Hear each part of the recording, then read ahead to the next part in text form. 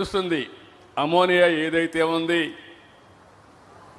మనం అంతా కూడా యూరియా వేస్తూ ఉంటాం కాబట్టి ఇది మామూలు అనుకుంటున్నాం, కానీ ఇది ఒక పెను మార్పు అనే విషయం మీరు గుర్తుపెట్టుకోవాల్సిన అవసరం ఉంది.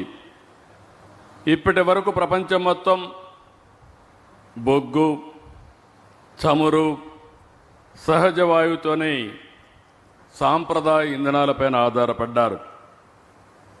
అయితే దీనివల్ల అభివృద్ధి జరిగింది, కానీ పర్యావరణానికి పెద్ద ముప్పు వచ్చింది. టెంపరేచర్ పెరిగింది. టెంపరేచర్ పెరిగిన తర్వాత పర్యావరణంలో సమతుల్యాలన్నీ పూర్తిగా పోయే పరిస్థితి వచ్చింది. ఈరోజు మనం చూస్తున్నాం, ఒక దిక్కడ వర్షం పడితే కుంభవర్షం పడుతుంది. క్లౌడ్ బర్స్టింగ్, ఎప్పుడూ చూడనంత వర్షం పడి ఆ ప్రాంతం అంతా కూడా జలమయమయ్యే పరిస్థితి వస్తుంది. ఇప్పుడే డిప్యూటీ సీఎం గారు చెప్పినట్టు ఈరోజు సముద్రంలో కూడా పెను మార్పులకు దోహదం చేసి ఎక్కడికక్కడ భూముల ఎరోషన్ కూడా వచ్చే పరిస్థితికి వస్తూ ఉంది. ఇలాంటి అనేకమైనటువంటి సమస్యలు వస్తున్నాయి. అందుకనే ఇటీవల కాలంలో యూరోప్ అయితే చాలా స్పష్టంగా నిర్ణయం చేసి దీనికి ముందుకు పోవాలని చెప్పి ఒక నిర్ణయం చేయడం, దానికి అనుకూలంగా మన ప్రధానమంత్రి 500 గిగావాట్లు గ్రీన్ ఎనర్జీ ఉత్పత్తి చేయాలని ఒక నిర్ణయం చేయడం, దానికి అనుగుణంగా రాష్ట్ర ప్రభుత్వం 160 గిగావాట్లు మన ఆంధ్రప్రదేశ్లో తయారు చేయబోతున్నాం గ్రీన్ ఎనర్జీ అని చెప్పి కూడా నేను మీకు తెలియజేస్తున్నా. ఆ సందర్భంలో ఒకసారి చరిత్ర, నేను ఒకప్పుడు కరెంటు విషయాల్లో కొంతమందికి ఉండేవాళ్ళు చాలామంది మర్చిపోయి ఉంటారు, కొంతమందికి జ్ఞాపకం ఉంటుంది. ఒకప్పుడు చాలా గ్రామాలకు కరెంట్ లేని సమయాలు, తర్వాత సులువుగా కరెంట్ వచ్చింది. కరెంట్ వచ్చిన తర్వాత కొన్ని రోజుల తర్వాత కరెంటు కొరత, కరెంటు కోతలు, ఇవన్నీ చాలా సమస్యలు వస్తాయి. నేను మొట్టమొదటిసారిగా ముఖ్యమంత్రి 1995లో అసెంబ్లీలో సగం సమయం కరెంటు కోతల మీద, కరెంట్ అవైలబిలిటీ పైన పోయే పరిస్థితి వచ్చింది. అప్పుడే రిఫార్మ్ తీసుకొచ్చాం. నాకు ఒక అనుభవం కూడా ఉంది దీంట్లో. మొట్టమొదటిసారిగా భారతదేశంలో పవర్ సెక్టర్ రిఫార్మ్స్ తీసుకొచ్చిన రాష్ట్రం ఆంధ్రప్రదేశ్ రాష్ట్రం. తర్వాతనే అన్ని రాష్ట్రాలు ప్రారంభించాయి.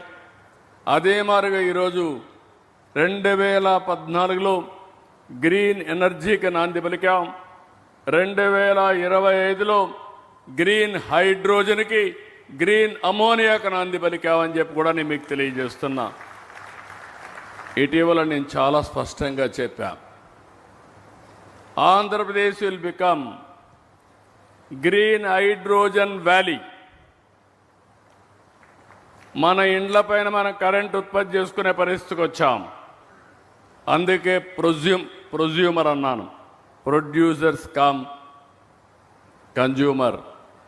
మనమే కరెంటు వాడుకుంటాం, మిగిలిన కరెంటు గ్రిడ్కి ఇస్తాం, లేకుంటే బ్యాటరీ పెట్టుకుంటాం. ఇది కానీ జరిగితే చాలా అడ్వాంటేజెస్ వస్తాయనే ఉద్దేశంతో దీనికి కూడా ముందుకు పోతున్నాం. అయితే ఆంధ్రప్రదేశ్కు ఉండే అడ్వాంటేజెస్ ఏ రాష్ట్రానికి లేవు. 1000 కిలోమీటర్లు తీర ప్రాంతం ఉండే ఏకైక రాష్ట్రం, అందులో ఈస్ట్ కోస్ట్లో ఆంధ్రప్రదేశ్ అని చెప్పి కూడా నేను మీకు తెలియజేస్తున్నా. నాకు చాలా సంతోషం. ఏఎం గ్రీన్ కో నేను పెట్టింది ఆంధ్రప్రదేశ్ పేరు. ఏదైతే ఈస్ట్ కోస్ట్ కాబట్టి దీనికి సూర్యోదయం మన సన్ రైజ్ ఆంధ్రప్రదేశ్.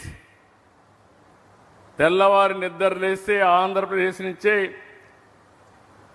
సన్ పుట్టే పరిస్థితికి వస్తుంది, ఉదయించే పరిస్థితికి వస్తుంది. అలాంటి సన్ రైజ్ ఆంధ్రప్రదేశ్లో 1000 కిలోమీటర్లు తీర ప్రాంతం ఉంటే ఒక 20 పోర్ట్లు రాబోతున్నాయి.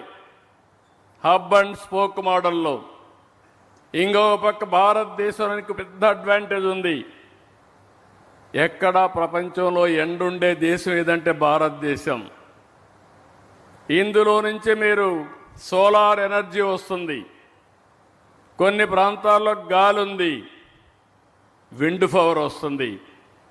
మూడోది నీళ్లున్నాయి, గ్రావిటీ ఉంది, పంప్డ్ స్టోరేజ్ వస్తుంది. ఈ మూడు కూడా గ్రీన్ హైడ్రోజన్కి, గ్రీన్ అమోనియాకి అనుకూలమైన వస్తువులుండే రాష్ట్రం. అనిల్ గారు 2016-17 ఆ ప్రాంతంలో దగ్గరికి వచ్చి, నేను పంప్డ్ స్టోరేజ్ పెడతాను సార్, మీరు అనుమతి ఇవ్వాలని కోరాడు. నాకు ఒక అనుభవం ఉంది.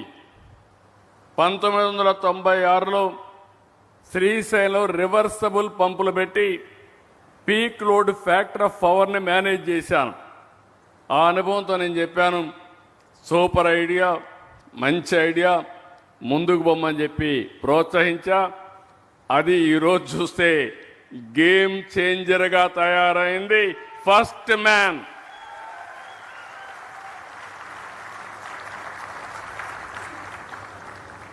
మధ్యలో చిన్న చిన్న ఒడుగుదొడుకులు వచ్చాయి, కానీ తట్టుకొని నిలబడగలిగాడు కాబట్టి విజేత అవుతున్నాడని కూడా విజ్ఞప్తి చేస్తున్నా.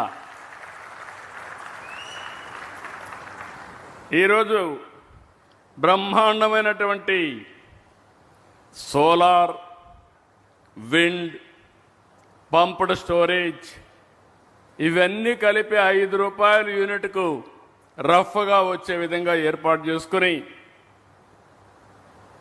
మీరు చూశారు అనిల్ మాట్లాడలా, మహేష్ బాగా మాట్లాడాడు. అనిల్ మాట్లాడకుండా బ్రీఫ్గా మాట్లాడి పక్క నుండే గౌతమ్ రెడ్డికి ఇచ్చేశాడు. But is very shrewd, very knowledgeable. ఓసారి నాకే ఆశ్చర్యం వేస్తుంది ఆయన నాలెడ్జ్ చూసి, ఎక్కడ సంపాదించాడు ఈ నాలెడ్జ్ అని. ఈజ్ ఆల్వేస్ బోత్ మహేష్ని అనిల్ చూస్తే బోత్ ఆర్ డెడ్లీ కాంబినేషన్ నా లెక్క ప్రకారం. అయితే వాళ్ళ అవగాహన నేను చాలాసార్లు చూశాను. ఒక్కోసారి అందరికీ కోరికలు ఉంటాయి, కానీ కొంతమంది అలాంటి ఆలోచనల్ని ఆచరణలో పెట్టగలిగేవాడు చాలా కొంతమంది. ఒకవేళ పెట్టాలనుకున్నా ఒక్కోసారి కలిసి రావు. కానీ వాళ్ళిద్దరిని చూస్తే డెడ్లీ కాంబినేషన్. ఈరోజు ప్రపంచంలో ఉండే బెస్ట్ కంపెనీస్ అందరితో కొలాబరేషన్ చేసి, మనకుండే అవకాశాలు వారికి ఎక్స్ప్లెయిన్ చేసి, వాళ్ళని కన్విన్స్ చేసి, Petronas I have seen. She is here. I know that country, small country, big thinking. Not now, for the last 4-5 decades, 5-6 decades. I have seen their road, East Coast Road. 8-lane road, at that time 2 crore population. India had a population of, at that time, nearly 120 crores, no proper roads. I copied that road. Today we are fortunate. Everywhere, nook and corner, one of the best roads we are having. More than 140,000 national highways, world-class roads, second largest connectivity in the world. Alanti, Germany, one of the best technology. Japan, one of the best technology. Amdarni తీసుకొచ్చి ఈరోజు ముందుకు పోగలిగాడు. ఇక్కడ చూస్తే Petronas కానీ, GIC Singapore, ఆర్డియా from UAE, వీళ్ళందరితో కూడా కరెక్ట్గా ఇచ్చేసి వరల్డ్లో ఉండే బెస్ట్ పీపుల్ అందరిని తీసుకొచ్చి ఈరోజు ప్లాంట్ డైరెక్షన్ కానీ ఇవన్నీ చేసే పరిస్థితికి వచ్చాడు.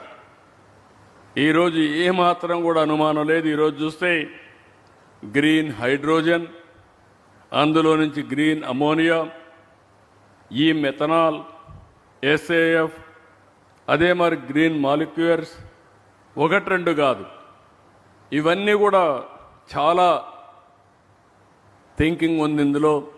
నాకు ఏమాత్రం అనుమానం లేదు. కాకినాడ రాబోయే రోజుల్లో గ్రీన్ ఎనర్జీ అంటే ప్రపంచం ముందు మొత్తం అందరూ కూడా చర్చించుకునే పరిస్థితి వస్తుంది. ఇది జరుగుతుందని చెప్పి కూడా మరొకసారి మీ అందరికీ తెలియజేస్తున్నా. ఈరోజు ఇప్పటికే ఏఎం గ్రీన్ జర్మనీకి చెందిన